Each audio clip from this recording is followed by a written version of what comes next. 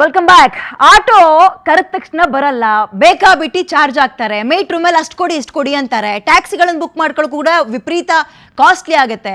So ಈ bike taxi ಇದೆಯಲ್ಲ ನಮಗೆ ಭಾರಿ ಅನುಕೂಲ ಅಂತ ಜನ ಅನ್ಕೊಳ್ತಾ ಇದ್ರಲ್ವಾ. ಸೊ ಇನ್ನು ಮುಂದಕ್ಕೆ ಆ ಬೈಕ್ ಟ್ಯಾಕ್ಸಿಗಳ ಸರ್ವಿಸ್ ನಿಂತು ಹೋಗುತ್ತಾ ಅಂತ ಪ್ರಶ್ನೆ. ಈ ರ್ಯಾಪಿಡೋ, ಊಬರ್, ಓಲಾ ಬ್ಯಾನ್ ಆಗ್ಬಿಡುತ್ತಾ ಬೈಕ್ ಸರ್ವಿಸ್? ಯಾಕಂದ್ರೆ ನಮ್ಮ ಸರ್ಕಾರ ಈಗ ಸುಪ್ರೀಂ ಕೋರ್ಟಿಗೆ ಒಂದು ಅಫಿಡವಿಟ್ ಹಾಕೊಂಡಿದ್ದಾರೆ.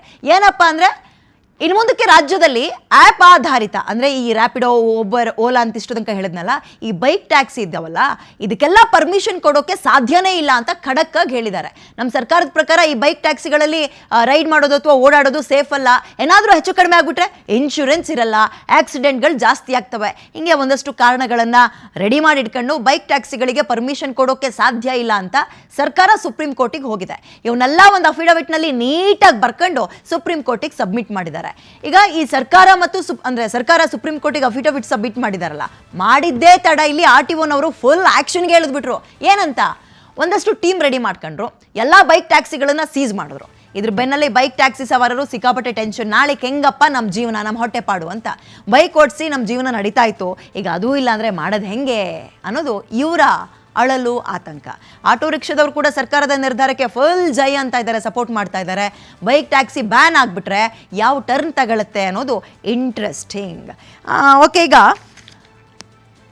ರಾಜ್ಯ ಸರ್ಕಾರದ ನಿಲುವೇನು ಈ ವಿಚಾರದಲ್ಲಿ ಅಂತ ನೋಡೋಣ. ಈ ಬೈಕ್ ಟ್ಯಾಕ್ಸಿ ಬೇಡ ಅನ್ನೋದ್ರ ವಿಚಾರದಲ್ಲಿ ಸೇಫ್ ಅಥವಾ ಸುರಕ್ಷತೆ ಮತ್ತು ಇನ್ಶೂರೆನ್ಸ್ ಏನು ವಿಮೆ ಕೊರತೆ ಅಂದರೆ ವಿಮೆ ಅಂತ ಮಾತಾಡ್ತೀವಲ್ಲ, ಇದರ ಕೊರತೆ ಅಂತ ಇದ್ದಾರೆ.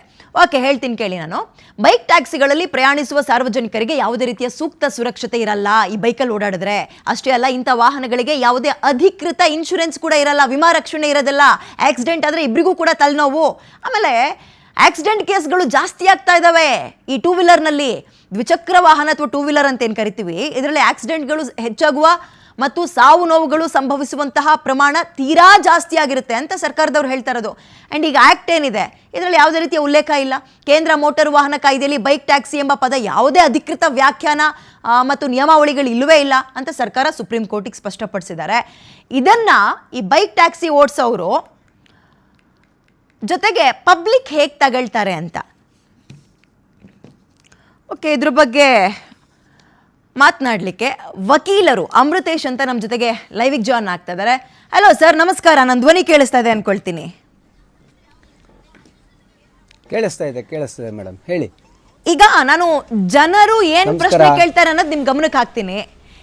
ಇದು ಕಂಪ್ಲೀಟ್ ಆಗಿ ಬ್ಯಾನ್ ಆಯ್ತು ಅನ್ಕೊಳ್ಳಿ, ನನಗೆ ಆಟೋ ಕರೆದಿದ್ದ ಕಡೆಗೆ ಬರಲ್ಲ, ಟ್ಯಾಕ್ಸಿ ಅವ್ರು ಹಿಗ್ಗಾಮುಗ್ಗ ರೈಟ್ ಆಗ್ತಾರೆ, ಇದು ಸಿಕ್ಕಾಪಟ್ಟೆ ಚೀಪಾಗಿ ಸಿಗ್ತಾ ಇತ್ತು ನನಗೆ, ಈಗ ಮಾಡ್ಬಿಟ್ರೆ ಹೆಂಗೆ ಅಂತ ಜನ ಕೇಳ್ತಾರೆ. ಇದು ಬ್ಯಾನ್ ಆಗ್ಬೇಕಾ? ಆದ್ರೆ ಅಷ್ಟು ಒಳ್ಳೇದು, ಆಗ್ಲಿಲ್ಲ ಅಂದ್ರೆ ಜನರ ಸಮಸ್ಯೆ ಹೇಗೆ? ನೋಡಿ, ಇದರಲ್ಲಿ ಒಂದು ಮಾತನ್ನ ತಮಗೆ ಹೇಳ್ತೀನಿ. Safety of the women and children ಬಹಳ ಮುಖ್ಯ. ಎರಡನೇದು, ಇವತ್ತು ಇವರು ಉಪಯೋಗಿಸ್ತಿರುವ ಬೈಕ್ ಯಾವ ಬೈಕು ಅಂತ ಹೇಳೋದನ್ನ ತಾವು ಯೋಚನೆ ಮಾಡಬೇಕು. ಯಾಕೆಂದ್ರೆ ಈ ಬೈಕ್ಗಳೆಲ್ಲ ವೈಟ್ ಬೋರ್ಡ್ ಅಲ್ಲಿ ಓಡಿಸ್ತಾ ಇರೋಂಥ ಬೈಕ್ ಟ್ಯಾಕ್ಸಿಗಳು. ಈಗಾಗಲೇ ಸರ್ಕಾರ ಒಂದು ಒಳ್ಳೆಯ ನಿರ್ಧಾರಕ್ಕೆ ಬಂದಿದೆ, ಯಾವುದೇ ಕಾರಣಕ್ಕೆ ನಾವು ಬೈಕ್ ಟ್ಯಾಕ್ಸಿಯನ್ನು ಕರ್ನಾಟಕದಲ್ಲಿ ಅಲೋ ಮಾಡೋದಿಲ್ಲ ಅಂತ. ಹೇಗಿದೆ ಇವರ ಓಲಾ, ಊಬರ್ ಅವರ ಕೆಲಸ ಕಾರ್ಯಗಳು ಅಂದ್ರೆ, ಎಲ್ಲೋ ಒಂದು ಕಡೆ ಒಂದು ಮೂಲೆಯಲ್ಲಿ ಒಂದು ಕಂಪ್ಯೂಟರ್ ಇಟ್ಕೊಂಡು ತಾವು ದಳ್ಳಾಳಿ ಕೆಲಸ ಮಾಡ್ತಾರೆ. ಯಾರಿಗೆ ಅರ್ಜೆಂಟ್ ಆಗಿ ಟೂ ವೀಲರ್ ಬೇಕು ಅದರಲ್ಲಿ ಇವ್ರನ್ನ ಹತ್ತಿಸ್ಕೊಂಡು ಹೋಗೋದು. ಅದರಲ್ಲಿ ಆಗುವಂತ ಅಪಘಾತಗಳು 1 ಲಕ್ಷಕ್ಕೆ ನಾವು ವಿಮೆ ಮಾಡಿದ್ದೀವ್ರಿ ಅಂತಾರೆ. ಇತ್ತೀಚೆಗೆ ಮಾಧ್ಯಮದಲ್ಲಿ ಒಂದು ಹೆಣ್ಣು ಮಗಳು ಬಿದ್ದು ಅವಳು ಕೈಕಾಲು ಮುರ್ಕೊಂಡಿರೋದು 7 ರಿಂದ 8 ಲಕ್ಷದವರೆಗೆ ಆಗಿದೆ. ಮೊನ್ನೆ ನಾನು ಪತ್ರಿಕೆಯಲ್ಲಿ ಓದಿದ್ದೀನಿ. ಇದು ಬರೀ ಆಕ್ಸಿಡೆಂಟ್ ಆದ್ರೆ ಅವ್ರಿಗೆ ಇನ್ಸೂರೆನ್ಸ್ ಸಿಗೋದಿಲ್ಲ, 100% ಸಿಗೋದಿಲ್ಲ. ಯಾರೇ ಕಾಮನ್ ಸೆನ್ಸ್ ಆಗಿರೋಂಥವ್ರು, IT-BT ಅವರು ಹೆಚ್ಚಿಗೆ ಹುಡುಗರು ಇದನ್ನು ಉಪಯೋಗಿಸ್ತಾರೆ. ಓಲಾ, ಊಬರ್ದು ಈ ರ್ಯಾಪಿಡೋ ಬೈಕ್ ಟ್ಯಾಕ್ಸಿಗಳು ನಿಮಗೆ ಎಲ್ಲಿ ಹೆಚ್ಚಿಗೆ ಯೂಸ್ ಆಗ್ತಾ ಇದೆ ಅಂದರೆ, ನೋಡಿ, ಎಲೆಕ್ಟ್ರಾನಿಕ್ ಸಿಟಿಯಲ್ಲಿ, ಮಹದೇವಪುರದಲ್ಲಿ, ವೈಟ್ ಫೀಲ್ಡಲ್ಲಿ, ಇನ್ನೆಲ್ಲೆಲ್ಲಿ ರಾತ್ರಿ ಹೊತ್ತು ದಮ್ ಹೊಡೆದು ಗಾಂಜಾ ಹೊಡೆದು ಅಂಥವ್ರಿಗೆ ಅಷ್ಟೇ ಈ ಬೈಕ್ ಟ್ಯಾಕ್ಸಿ. ಅದರಲ್ಲಿ ಆಗುವಂಥ ಅನಾಹುತಗಳು, ಅದರಲ್ಲಿ ಆಗುವಂಥ ಅಹಿತಕರ ಘಟನೆಗಳನ್ನು ಇವತ್ತಿನವರೆಗೆ ಯಾಕೆ ಇದನ್ನ ಹೇಳ್ತೀನಿ ಅಂದ್ರೆ ಪೊಲೀಸು ಸಾಮೀಲು ಜೊತೆಯಲ್ಲಿ ಮುಚ್ಚಾಕ್ತಾ ಇದ್ದಾರೆ. ಅಮೃತೇಶ್, ಎಷ್ಟು ಕಡೆ ಇದು ಬೈಕ್ ಟ್ಯಾಕ್ಸಿ ನಿಮ್ಮ ಮಾತಿಗೆ ವಾದಕ್ಕೆ ವಾದ ಅಂತ ಅಲ್ಲ, ಬಟ್ ಪಬ್ಲಿಕ್ ಪ್ರಶ್ನೆ ಏನಿದೆ ನಿಮ್ ಗಮನಕ್ಕೆ ಹಾಕ್ತೀನಿ.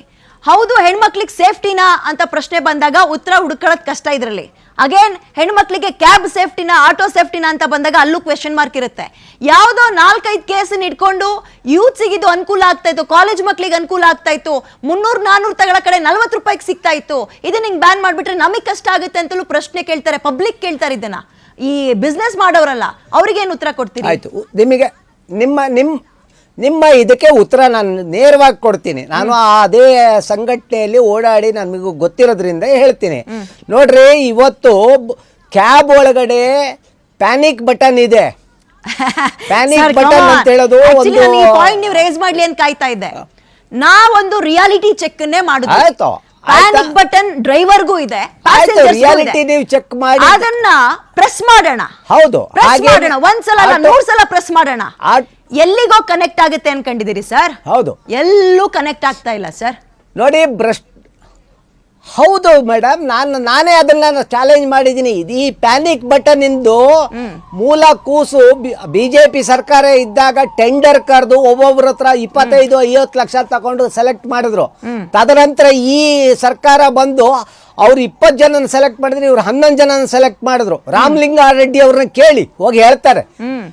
11 ಜನ ಸೆಲೆಕ್ಟ್ ಮಾಡಿ ಅವ್ರ ಮುಖಾಂತರ ತರಬೇಕು. ಅವ್ರ ಆಫೀಸ್ನಲ್ಲಿ ಒಬ್ಬ ಇದ್ದವನ್ ಮುಖಾಂತರನೇ ಸೇಲ್ ಆಗ್ಬೇಕು. 141 ಪ್ಯಾನಿಕ್ ಬಟನ್ ಮ್ಯಾನುಫ್ಯಾಕ್ಚರ್ ಹಣ ಮಾಡೋಕೆ ಒಂದು ಮಾರ್ಗ ಮಾಡಿದ್ದಾರೆ. ಭ್ರಷ್ಟಾಚಾರ 200 ಕೋಟಿ. ಆಟೋ ಟ್ಯಾಕ್ಸಿ ಚಾಲಕರ ಸಂಘದ ಅಧ್ಯಕ್ಷರು ಸತೀಶ್ ಅಂತ, ಅವ್ರು ಆಲ್ರೆಡಿ ಡ್ಯೂಟಿಯಲ್ಲೇ ಇದ್ರು ಅನ್ಸುತ್ತೆ. ಸತೀಶ್ ಅವರೇ, ಸಾರಿ ನಿಮ್ಮನ್ನ ಈ ಟೈಮ್ ನಲ್ಲಿ ಡಿಸ್ಟರ್ಬ್ ಮಾಡ್ಕೊಂಡು ಗಾಡಿ ಸೈಡಿಗೆ ಹಾಕ್ಸಿದೀನಿ ನಾನು. ಸತೀಶ್ ಅವರೇ ಹೇಳಿ, ಈ ಬೈಕ್ ರ್ಯಾಪಿಡೋ, ಓಲೋ ಏನೇನೋ ಬರುತ್ತವಲ್ಲ, ಇವುಗಳನ್ನ ಬ್ಯಾನ್ ಮಾಡಿದ್ರೆ ನಿಮಗೆ ಎಷ್ಟು ಅನುಕೂಲ, ಪಬ್ಲಿಕ್ಕಿಗೆ ಎಷ್ಟು ಸಮಸ್ಯೆ? ಇಲ್ಲಿ ನಮಗನುಕೂಲ ಅನ್ನೋದಕ್ಕಿಂತಲೂ ಒಂದು ಸಮುದಾಯದ ಉಳಿವಿಗಾಗಿ ಅದನ್ನ ಬ್ಯಾನ್ ಮಾಡಬೇಕಾಗಿದೆ. ಎರಡನೇದಾಗಿ ಮಹಿಳೆಯರ ಸುರಕ್ಷತೆಯ ವಿಚಾರದಲ್ಲಿ ಅದನ್ನ ಬ್ಯಾನ್ ಮಾಡಬೇಕಾಗಿದೆ. ಕೇಂದ್ರ ಸರ್ಕಾರದ ಗೈಡ್ ಲೈನ್ ಗಳ ಮುಖಾಂತರವಾಗಿ ಯೆಲ್ಲೋ ಬೋರ್ಡ್ ವಾಹನಗಳು ಯಾವ ರೀತಿಯಾಗಿ ಮಾಡಿಫೈ ಆಗ್ಬೇಕು ಮತ್ತು ಸಾರ್ವಜನಿಕವಲ್ಲದ ವಾಹನಗಳು, ಉದಾಹರಣೆಗೆ ಸ್ವಂತ ಬಳಕೆಗೆ ವಾಹನಗಳು ಯಾವ ರೀತಿಯಾಗಿ ಮಾಡಿಫೈ ಆಗ್ಬೇಕು ಅಂತಕ್ಕಂತಹ ವಿಚಾರವಾಗಿ ಅದರದೊಂದು ಕಮಿಟಿಯೇ ಕೇಂದ್ರ ಸರ್ಕಾರದಲ್ಲಿ ಇದೆ. ಆ ಕಮಿಟಿಯೇ ತೀರ್ಮಾನವನ್ನ ಮಾಡುತ್ತೆ. ಆ ಕಮಿಟಿಯ ತೀರ್ಮಾನವೇ ಇಲ್ಲದೆ ದ್ವಿಚಕ್ರ ವಾಹನಗಳನ್ನ ಸಾರ್ವಜನಿಕವಾಗಿ ಸೇವೆಗೆ ಬಳಸಬಹುದು ಅಂತಂದ್ರೆ ಅದು ಇವರು ಸಾರಿಗೆ ಇಲಾಖೆಯಲ್ಲಿ ಮಾಡ್ತಿರ್ತಕ್ಕಂತ ದೊಡ್ಡ ಹಗರಣ ಅಂತ ಅನ್ಬೇಕು ಇದನ್ನ. ಇದು ಸುಮ್ನೆ ಯಾವ್ದೋ ಕಂಪನಿ ಬಂದು ನಡೆಸ್ತಾ ಇದೆ ಅನ್ನೋದಲ್ಲ, ಇಲ್ಲಿ ಸಾರಿಗೆ ಇಲಾಖೆಯದೇ ದೊಡ್ಡ ಹಗರಣ ಇದು. ಯಾಕೆಂದ್ರೆ ಇವತ್ತು ತಾವುಗಳು ಮಾಧ್ಯಮ ಮಿತ್ರರಾಗಿ ಪ್ರತಿ ದಿನವೂ ಕೂಡ ನೀವು ನೋಡಿರ್ಬೋದು ಎಷ್ಟು ಅಪಘಾತಗಳಾಗಿದೆ, ಎಷ್ಟು ಸಾವು ನೋವುಗಳಾಗಿದೆ ಅಂತಕ್ಕಂತ ವಿಚಾರವಾಗಿ. ಸತೀಶ್ ಅವರೇ, ನಾನು ನಮ್ಮ ಅಡ್ವೊಕೇಟ್ ಸರ್ ಹತ್ರ ಮಾತಾಡ್ತಾ ಇದ್ದೆ, ಬಟ್ ಅದೇ ಪ್ರಶ್ನೆ ನಿಮ್ ಗಮನಕ್ಕೆ ಹಾಕ್ತೀನಿ. ಆಕ್ಸಿಡೆಂಟ್ ಗಳಾಗಿಲ್ವಾ? ಖಂಡಿತವಾಗ್ಲೂ ಆಗಿದ್ದಾವೆ. ಹೆಣ್ಮಕ್ಳಿಗೆ ಸೇಫ್ಟಿ ಇದೆಯಾ? ಪ್ರಶ್ನಾರ್ಥಕ ಚಿಹ್ನೆ ಇಲ್ಲಿಗೂ ಕೂಡ ಕಾಡ್ತಾ ಇದೆ. ಇದೇ ಹೆಣ್ಮಕ್ಳು ಸೇಫ್ಟಿನ ನಾನು ಕ್ಯಾಬ್ ನಲ್ಲಿ ಪ್ರಶ್ನೆ ಮಾಡಕ್ ಆಗಲ್ವಾ? ಮಾಡ್ಬೋದು, ಪಬ್ಲಿಕ್ ಕೇಳ್ತೀನಿ ಪ್ರಶ್ನೆನ. ನಿಮ್ಮನ್ನ ಕನೆಕ್ಟ್ ಮಾಡ್ಕೊಳ್ಳೋಕ್ಕಿಂತ ಮುಂಚೆ ಒಂದು ಅರ್ಧ ಗಂಟೆ ನಾನು ಪಬ್ಲಿಕ್ ನ ಮಾತಾಡಿಸ್ಕೊಂಡು ಆ ಡೇಟಾ ತಗೊಂಡು ನಿಮ್ಗೆ ಪ್ರಶ್ನೆ ಗಮನಕ್ಕೆ ಹಾಕ್ತಾ ಇದ್ದೀನಿ. ಆಟೋದವರು ಮೀಟ್ರ್ ಮೇಲೆ ಹಿಗ್ಗಾಮುಗ್ಗಾ ಕೇಳ್ತಾರೆ, ಕರ್ದಿದ್ ಕಡೆ ಬರಲ್ಲ, ಅವ್ರು ಕರ್ದಿದ್ ಕಡೆ ನಾವು ಹೋಗ್ಬೇಕು ಅನ್ನೋ ಪರಿಸ್ಥಿತಿ ಇದೆ. ಕ್ಯಾಬ್ ನಲ್ಲಿ ಇನ್ನೊಂದು ರೀತಿಯ ತಲೆನೋವು. ನಮಗೆ ತುಂಬಾ ಸುಲಭವಾಗಿ ಸಿಗ್ತಾ ಇದೆ ಇದು. ಹೌದು, ವೈಟ್ ಬೋರ್ಡ್ ಇಟ್ಕೊಂಡು ಕಮರ್ಷಿಯಲ್ ಆಗಿ ಇಳಿಬಾರ್ದು, ಅದು ದೊಡ್ಡ ಸಮಸ್ಯೆ, ಅದು ದೊಡ್ಡ ತಪ್ಪು. ಕೆಲವೊಂದು ಬದಲಾವಣೆ ಮಾಡ್ಕೊಳ್ಳಿ ಬಿಡಿ, ಎಲ್ಲಾ ಬೋರ್ಡ್ ಕನ್ವರ್ಟ್ ಮಾಡ್ಕೊಳ್ಳಿ ಬಿಡಿ. ನೋಡಿ ಮೇಡಮ್, ಇಲ್ಲಿ ಇಡೀ ವ್ಯವಸ್ಥೆಯನ್ನ ಹಾಳು ಮಾಡಿರ್ತಕ್ಕಂಥದ್ದು ಸರ್ಕಾರ ಮತ್ತು ಇಲಾಖೆಗಳು. ಈ ಹಿಂದೆ ತಮಗೆ ಗೊತ್ತಿರುವ ಹಾಗೆ ಎಲ್ಲಾ ಏರಿಯಾಗಳಲ್ಲೂ ಕೂಡ ಆಟೋ ರಿಕ್ಷಾ ನಿಲ್ದಾಣಗಳಿದ್ದು ಅಲ್ಲಿ ಅವರದೇ ಏರಿಯಾದ ಚಾಲಕರುಗಳಿದ್ರು. ಅವ್ರು ಏನೇ ತಪ್ಪು ಮಾಡಿದ್ರು ಕೂಡ ಹತ್ತಿರದ ಪೊಲೀಸ್ ಠಾಣೆಗಳಿಗೆ ಕಂಪ್ಲೇಂಟ್ ಅನ್ನ ಕೊಡ್ಬೋದಾಗಿತ್ತು. ಇವತ್ತು ಇರುವಂತ ಬೆಂಗಳೂರಿನಲ್ಲಿರುವಂತ ಎಲ್ಲ ಆಟೋ ರಿಕ್ಷಾ ನಿಲ್ದಾಣಗಳ ಸಂಪೂರ್ಣವಾಗಿ ನಿದ್ರಾವಸ್ಥೆಯಲ್ಲಿ ಸಂಪೂರ್ಣವಾಗಿ ಮಲ್ಕೊಂಡ್ಬಿಟ್ಟಿದೆ. ಈಗ ಉದಾಹರಣೆಗೆ ನೀವು ಮೆಜೆಸ್ಟಿಕ್ ನ ರೈಲ್ವೆ ಸ್ಟೇಷನ್ ಬಸ್ ಸ್ಟ್ಯಾಂಡ್ ಬಂದ್ಬಿಡಿ.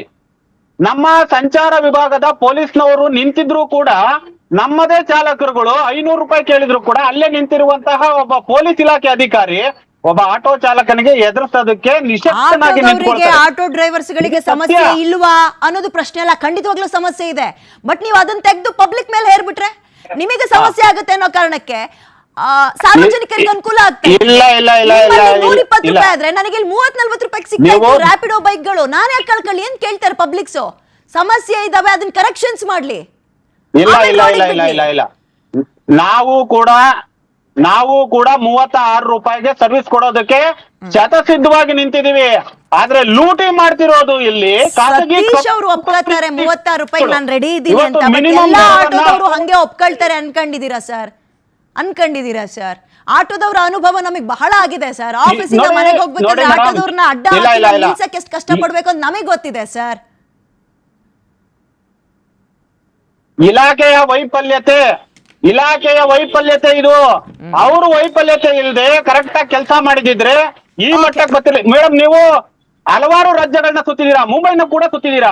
ಮುಂಬೈನಲ್ಲಿ ಹೇಗೆ ಆಟೋ ರಿಕ್ಷಾ ಚಾಲಕರುಗಳು ಸರ್ವಿಸ್ ಕೊಡ್ತಾರೆ ಪಬ್ಲಿಕ್ಕಿಗೆ? ನನಗೆ ಕರ್ನಾಟಕ ಬೇಕು, ನನಗೆ ಮುಂಬೈ ಬೇಡ, ಆ ಥರದೊಂದು ಮುಂಬೈ system ಬೇಡ, ತಗೊಂಡ್ ಬನ್ನಿ. ಡೆಲ್ಲಿ ಬೇಡ, ನನಗೆ ಕರ್ನಾಟಕ ಬೇಕು. ಆಯ್ತು, ನೀವು ಒಂದು ಮಾದರಿ ಬೆಂಗಳೂರಿನಲ್ಲಿ ಪರಿವರ್ತನೆ ಮಾಡಿ. ನಿಮ್ ಸಮಯವನ್ನ ಕೊಟ್ರಿ ಇಬ್ರು ಕೂಡ ಇಷ್ಟೊತ್ತು. Thank you so much. ಇದನ್ನ ನೋಡೋಣ. ಗೌರ್ಮೆಂಟ್ ಕೂಡ ಈಗ ಸುಪ್ರೀಂ ಕೋರ್ಟ್ ಮೆಟ್ಟಿಲೇರಿದೆ. ಕೋರ್ಟಲ್ಲಿ ಏನಾಗುತ್ತೆ ಅಂಡ್ ಪಬ್ಲಿಕ್ ಇದ್ರ ಬಗ್ಗೆ ಪ್ರಶ್ನೆ ಎತ್ತುತ್ತಾರಾ, ಇದ್ರ ಬಗ್ಗೆ ಆ ಕ್ಷಣದ ಫಾಲೋಅಪ್ ಕೂಡ ನಿಮ್ ಗಮನಕ್ಕೆ ನಾನು ಇಡ್ತೀನಿ. ಅದಕ್ಕಿಂತ ಮುಂಚೆ ಒಂದು ಚಿಕ್ಕ ಬ್ರೇಕ್ ತಗೊಂಡು, ಬ್ರೇಕ್ ಆದ್ಮೇಲೆ ಕರ್ನಾಟಕ ಬಂದ್ ಆಗತ್ತಾ, ಬಂದ್ ಆಗಬೇಕಾ, ಇದ್ರ ಬಗ್ಗೆ ನೀವು ಕೂಡ ನಮ್ಮ ಜೊತೆ ನೇರವಾಗಿ ಮಾತಾಡ್ಬೋದು. ಬ್ರೇಕ್ ತಗೊಳ್ಳಿ, ಬ್ರೇಕ್ ಆದ್ಮೇಲೆ ವಾಪಸ್ ಬೇಗ ಬರ್ತೀನಿ.